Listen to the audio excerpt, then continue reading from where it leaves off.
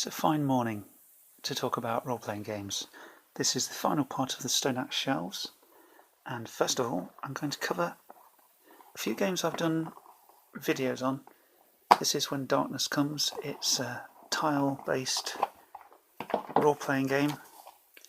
I have character sheets and everything. And this very useful pad if you don't want to photocopy them. It's an interesting game. It's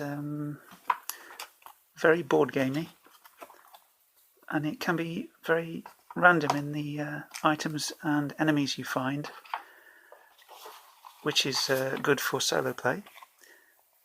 It has lots of scenarios, and the dice mechanic is a bit clunky. It uses the poker dice system, as I mentioned in my other video, and it's a bit odd and not very well explained, but it's different and interesting, and it's small and it's not terribly expensive. But like I say, I've made a big video or more extensive video on this. Modern day horror themes, that's basically what it's all about, and there are expansions for it as well. And you get miniatures with it, and miniatures with some of the expansions. And here are some of the miniatures, 6 of them from the base set, and the rest are from the expansions. And I've also done a video on Questor Time of Heroes with all... This is my record of my campaign, which I've done 1 adventure of so far. No, 2 maybe. You get a nice map, you get all this stuff which I've covered in the other video. It's okay. It's a simple choose your own adventure game. Maybe not absolutely perfect for solo, but it's pretty good. But it's the components that make it good. Especially, as I've mentioned, the location cards, which are fantastic. Really useful, and you get some dice and everything else. So I'll refer you to my more extensive video on this game. Another nice little light role-playing game. And Dragon Roar is still here. I didn't get the Javej gauntlet from eBay because it was too expensive, and there was another copy came up which was cheaper, but the deadline for when the auction ended was in the middle of the day when I was at work. So a very strange game.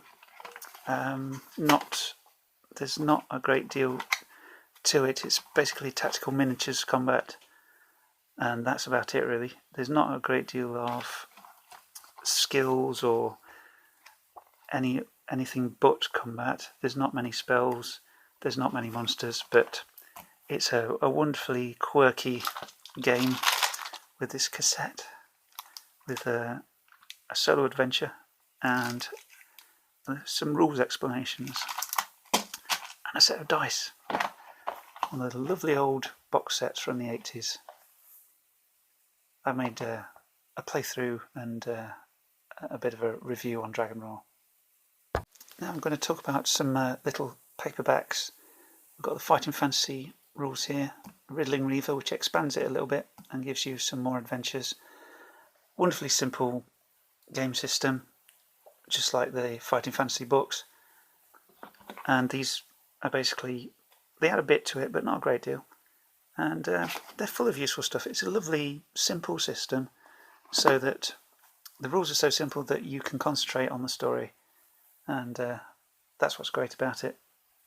If we graduate from that to the Advanced Fighting Fantasy Dungeoneer, Advanced Fighting Fantasy was republished in a different form, but you know, I've got the original books here, the older books by Mark Gascoigne, based on Fighting Fantasy, but with some elaborations to help you develop more interesting and unique characters. Black Sand expands the rules and gives you more adventures and monsters. Out of the Pit is full of monsters, so many monsters, so many monsters. And Titan is your world source book. There was also a book that came after Black Sand called Alancia, but if you look on eBay for it, it costs an absolute fortune. So yeah, I'm not going to go for that. But really nicely illustrated throughout. Again, a wonderfully simple system. If we look at the back here, you've got pre-generated characters with all role-playing stuff, background and everything like that. A fun system. I've used it a lot on some of my early solo role-playing videos. It's cool. Now, while we're in small softback mode, I've got a small softback version of Tunnels and Trolls. I've not used it yet, but you know, one day I will. Yeah, it's illustrated by Josh Kirby, which I really like. So I have not tried it yet, but I will. Nice little version of Tunnels and Trolls. Now, in 1987, Margaret Weiss and Tracy Hickman published the Dark Sword trilogy, or started publishing, and gorgeous looking books, and you know, an enjoyable story. I didn't like the ending so much, no spoilers. And then this came out, Dark Sword Adventures, Complete Guide to Venturing in the Enchanted Realm of Thimhallan. Now what this is a journey through Thimhallan, the first part, with a few little black and white pictures, and even a fantastic little map there, and a map of the font. There we go. You know, neat little stuff like that, and that cool map there. Not the camera a bit. And all these other little bits like this, talking about the world. And this chapter talks about the creatures of Thimhallan and gives you stats, because this is a role-playing game as well, a quirky one. Part 5 of the book is Fantasia, and that is what the game is called.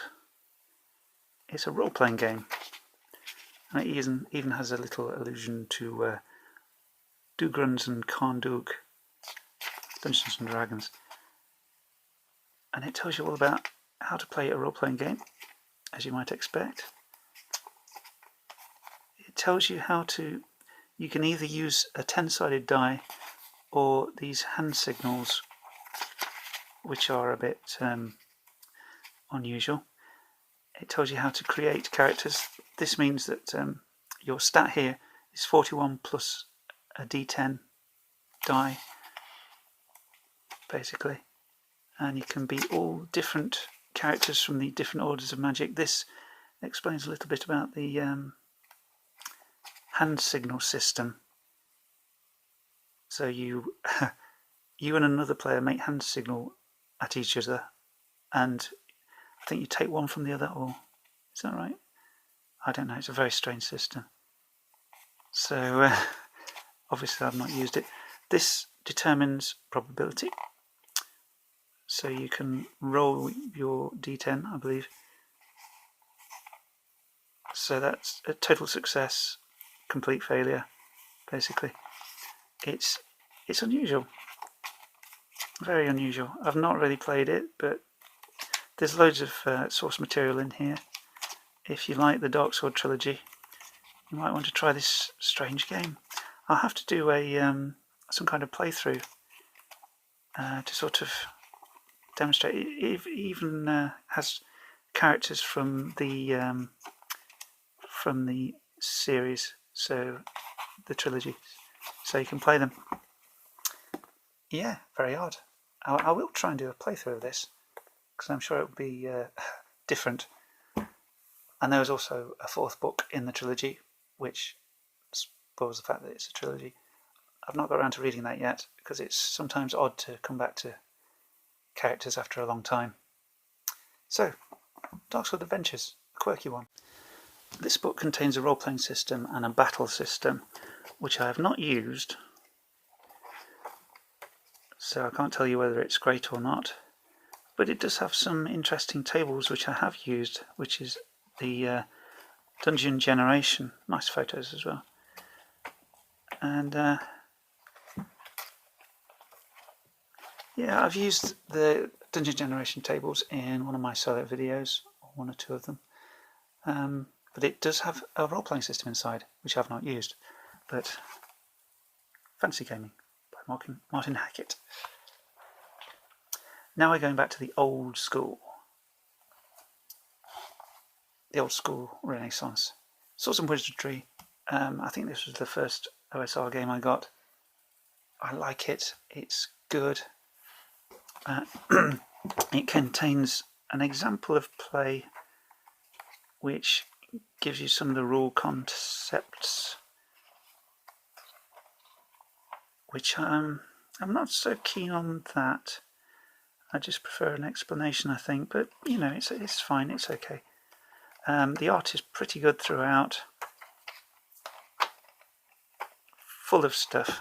You know, everything you'd expect: character generation, magic, monsters. Great game. I've got the PDF of the complete rules, so there. Now the other one I got was Basic Fantasy, which I think I just about prefer, but I do like the vibe of both of them. This is amazing. It's such a thick book and it costs like £5 or something, full of everything you'd need. You don't need anything else other than just this book. Another great OSR book. I've made playthroughs of, used both of these for playthroughs. Now, our group game, which we do every month, is Dungeon Crawl Classics. Now that's a big book. But this, I don't use this for solo, but it's just a spectacularly illustrated book. It really is amazing, and the magic system is absolutely crazy. It's wonderful. I'm not that into magic, but this is bonkers. What an amazing game. And now the game which I'll be running on Saturday is White Box. Again, another great little OSR game. It's so tiny. I read it on the way to work. I've done a review of this as well as playthrough stuff. Everything you'd expect to find from a role-playing game is crammed in there, but it doesn't have a magic missile as far as I know. It's got lightning bolt and fireball, but no magic missile. So do bear that in mind. You might want to bring that in from another game if you really want a magic missile. Love that, brilliant. I'm really looking forward to running it in our group on Saturday. I've talked about Scarlet Heroes. I haven't done a mini playthrough of it. I'm not sure about it. I find that some aspects of the setting are quite dark, not just that really grim monster I spoke about in my other video, but these, I mean, there's evil in games and there's evil in games. I mean, there's a particular group of sorcerers, a nation of like dark sorcerers, which are maybe a bit too grim for me, I'm not sure. But it does contain lots of useful solo oracles at the back, which you can, I think you can get lost in if you're not careful. There really are all sorts for different styles of games, these oracles, and even a specific article about solo play. So yeah, Scarlet Heroes. It's a good game. I'm just wondering if the setting is a bit dark for me. Not sure yet.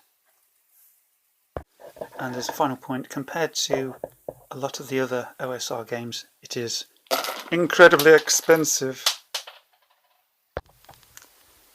And I don't know if you've heard about this little game. Yes, Dungeons and Dragons. I got the Player's Handbook in order to play in some one-shots, which I've been doing over the past few months. Not sure if I'll do any more of those or not. I'm undecided. But Player's Handbook, you can get all the rules for free, all the basic rules for free online from Wizards of the Coast. This is the starter set, full of good stuff. I did a review of that recently. And the Essentials kit. I'll tell you what, this box even smells nicer than the starter set, which is weird. So everything you need to play, all this cool stuff. I'm going to use the initiative cards at the weekend. All your dice and everything. A wonderful set. Absolutely brilliant. 5th edition, great. Fantastic rule set. Dungeons and Dragons is what you make it. If you have a power gaming problem, then it's not the game's fault, I don't think, because it is really pushing the role-playing aspect.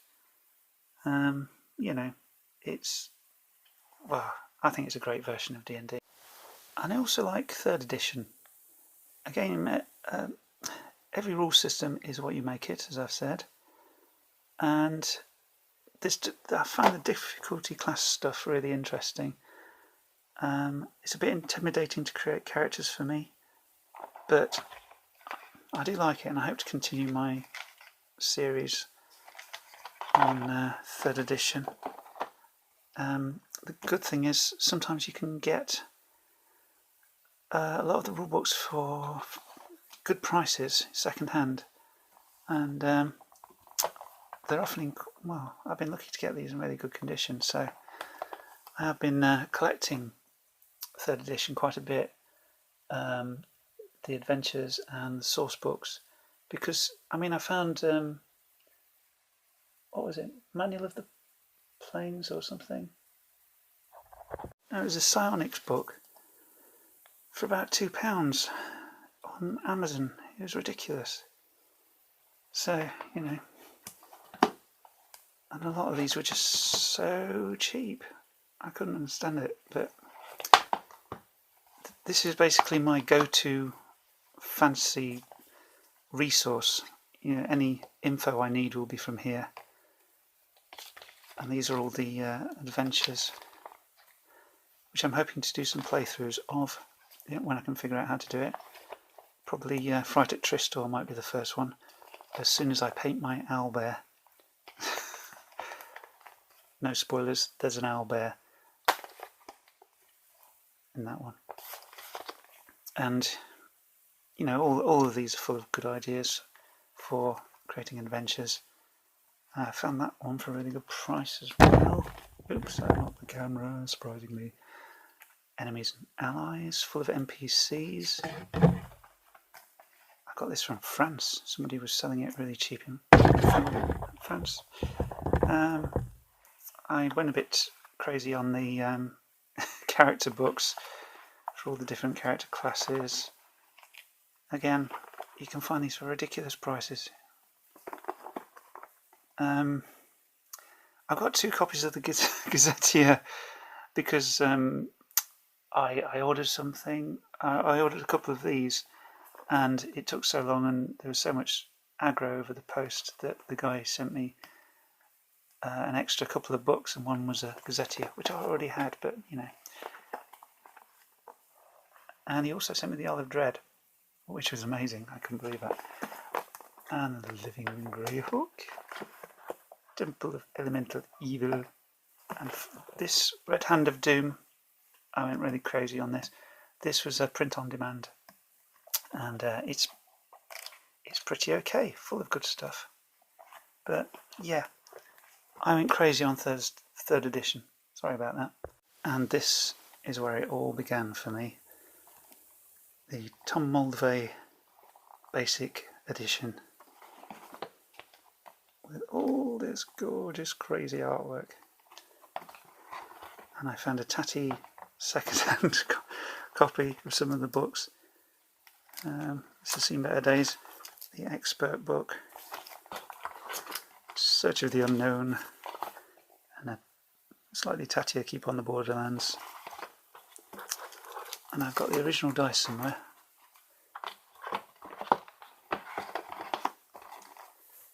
Oh, the nostalgia. You could bottle it. And recently I got a print on demand of the Rules Cyclopedia.